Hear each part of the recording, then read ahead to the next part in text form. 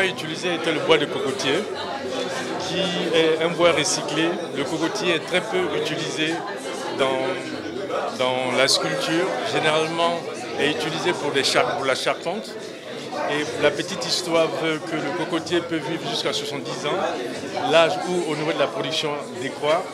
Et quand on les coupe, quand on les abat, quand on ne peut plus donner, moi j'essaie de redonner vie. Je suis également permaculteur. Permaculteur, je fais de l'agriculture.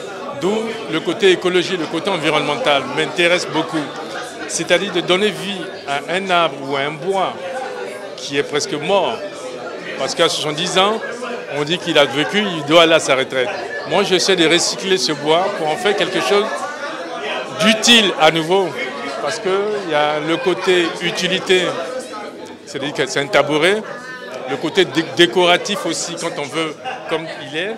C'est des bois là, vous voyez 5 tabourets qui se décomposent, où on met tout autour, on s'assoit, on discute, on veut faire une place, gain de place, on le met, ça devient un objet de décoration. J'utilise des châssis, en fait les tissus, et sur les tissus je mets les images. Tout ce qui m'arrive, c'est toutes mes imaginations, de ce que je veux dire à travers les images que je vois de ce monde.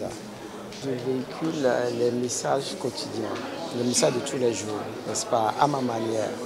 Pas à la manière dont on attend qu'on les montre, mais d'une autre manière.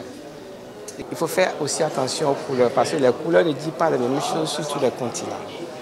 Donc il faut savoir les utiliser parfois. Ça dépend du message qu'on veut faire passer.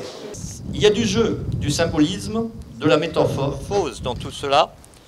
Et en plus, c'est un art qui est souvent utilisable au quotidien pour un de nos gestes les plus quotidiens, s'asseoir. Alors, je vous invite à admirer, si possible, à acquérir les œuvres exposées ici. Oui, comme toujours, les œuvres sont à vendre. Veuillez en discuter directement avec les artistes si vous avez un coup de cœur. Je voudrais féliciter nos artistes, leur dire qu'ils sont certainement les meilleurs ambassadeurs qui, avec leurs mains, avec leur imagination, avec leurs plumes, expriment parfois plus fortement des choses que nous aurions voulu exprimer. Donc je voudrais les féliciter et dire que le rayonnement de notre pays, c'est aussi un rayonnement culturel et on n'y arrivera jamais sans eux.